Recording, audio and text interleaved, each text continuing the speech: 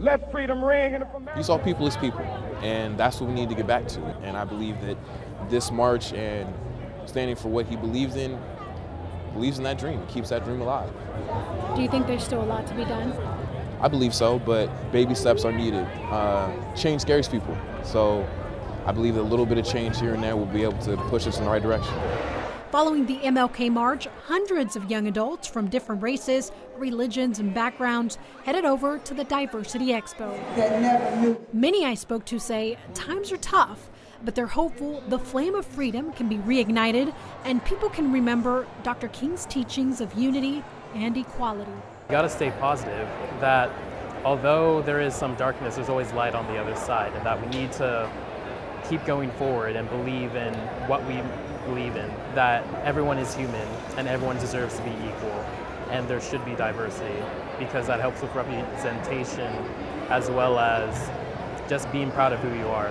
It's important to raise awareness and to be aware of our past and to remember our past, remember our accomplishments, to make sure that doesn't happen again in the future. I feel like freedom is really important. It's something that we take for granted often because we all live in America and we tend to have a lot more rights than people in other countries, and I feel like we take that for granted. But with his speech, you realize that it wasn't the same years ago, and it's not that long ago. This year's theme at the Diversity Expo is Hope Lives. Organizers say keeping Dr. King's dream alive is more important than ever. If we lose the spirit of Dr. Martin Luther King, we may lose the essence of what it is to be a collective. No matter what your culture, no matter what your background, what language you speak, we are talking about people being together, loving on one another as human beings, and putting the human spirit first, and then everything else is second. Over 150 vendors, employers, colleges, and health professionals were present. There was music, arts, and crafts for families. Taya Kirchenman says she is hopeful we can get to a place where we don't fear change.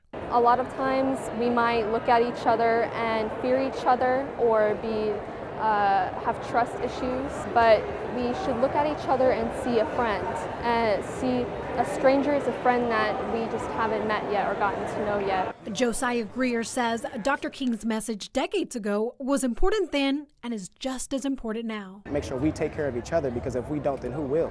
You know, if we say that we're a country for everyone, then we need to make sure that that's included in not just in our doctrine, but also in our practices. I'm hopeful that we can become, a society where we accept others regardless of what their ethnicity is, regardless of where they came from, regardless of whether they were born in this country or not. At the end of the day, we are still human beings, and so I believe that we have an opportunity to really show that we are Americans and that we actually have the ability to unite. And so I do have hope and believe that we'll be able to do that when it's all said and done.